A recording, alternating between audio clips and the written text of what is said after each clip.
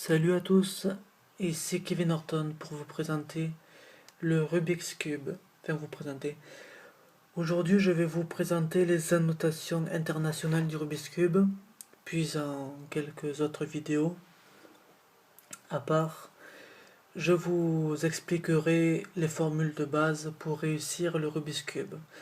Voilà, petite présentation, c'est un casse-tête hongrois inventé par Erno Rubix.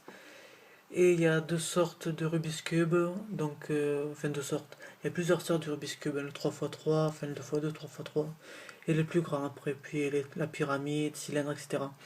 Moi je vais vous parler du 3x3. Mais sur le 3x3, il y a plusieurs sortes de Rubik's Cube.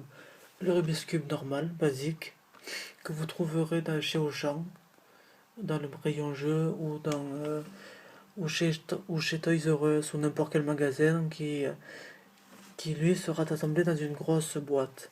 Voilà.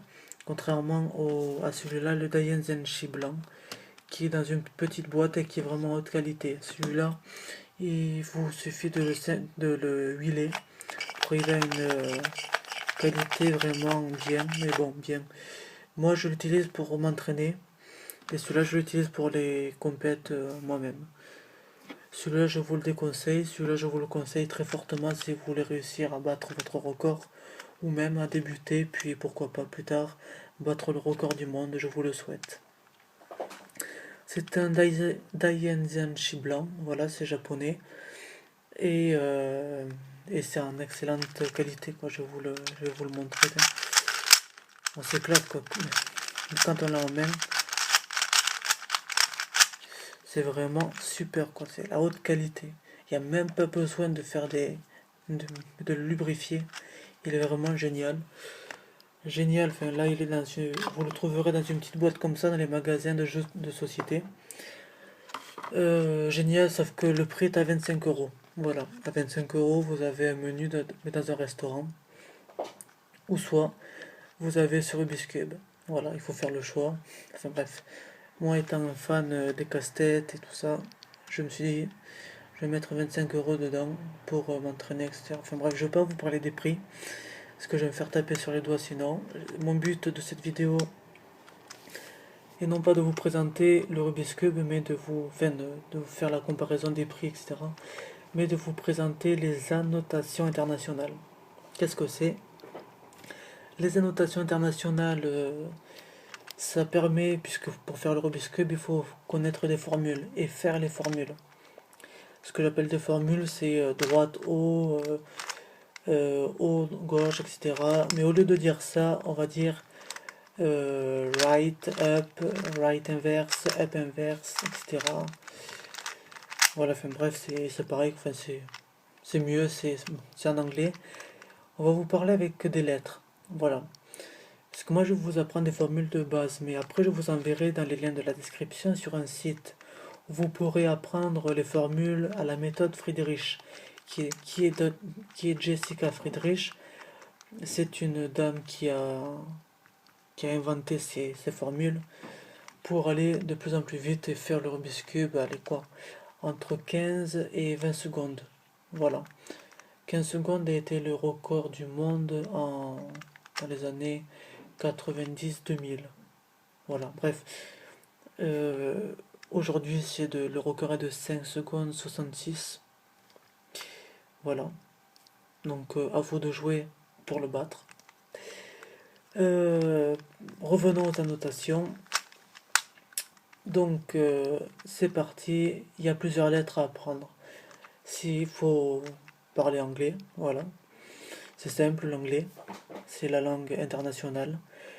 On va parler anglais right, left, up, down, back, front. Et c'est parti. Mettez-vous dans la tête qu'il y a une horloge et qu'il faudra suivre les aiguilles d'une montre. Pour dire right, on fait ceci. On lève le côté droit. Mais on le lève puisque en regardant ce côté, je remets au début, en regardant de ce côté-là, et on imagine que c'est une horloge. Donc en faisant ça, right, et on voit que c'est dans le sens des aiguilles d'une montre. Et si on dit right inverse, on fait ça, dans le sens inverse des aiguilles d'une montre. Voilà, c'est un jeu d'enfant. right, right inverse. Et on va parler de left. Voilà, on regarde de ce côté-là maintenant. Enfin, on parle de ça, là, de ce côté-là. Mais on va parler de cette face. Et donc, pour faire left, on fait left, comme ceci. Voilà, puisque c'est le sens des aiguilles d'une montre. Et pour dire left inverse, on fait ceci, dans le sens inverse des aiguilles d'une montre. C'est simple. Up, up c'est la couronne en haut. Voilà, la deuxième couronne. Enfin, la deuxième face, pardon. Up, c'est ça. Donc là, on n'a même pas besoin d'imaginer que c'est une horloge, puisque up, up inverse, on va traduire par U. Up, up inverse. U, U inverse. Maintenant, parlons de down. Down, qui est le back. Le en bas, pardon. Back, c'est après. Down. Down, on le regarde sur cette face, et c'est ça. Dans le sens des aiguilles d'une montre, c'est comme ça. Dans le sens inverse des aiguilles d'une montre, c'est comme ça. Voilà. Down, down inverse. Maintenant, parlons de front. Front, alors je sais pas pourquoi ils ont mis ça en anglais. Front, je sais pas, enfin, bref. On le traduira par F. Donc là, il n'y a même pas besoin de tourner le cube pour voir que c'est une horloge. Enfin, voilà, pour s'imaginer une horloge. Il suffit de tourner comme ça dans le sens des aiguilles d'une montre. Et pareil, front inverse, F inverse, c'est comme ça. F, F inverse. Maintenant, parlons de back. Back qui est là. Là, la face. Donc, back, on va le traduire par B. Back inverse. B inverse. Back. Back inverse. Voilà. Voilà, donc après, il y aura d'autres formules, mais je vous les dicterai dans le lien de la description parce qu'ils sont assez compliqués, parce qu'il y a X, X inverse, Y, X et Y inverse. C'est pour tourner le Rubik's Cube en fait.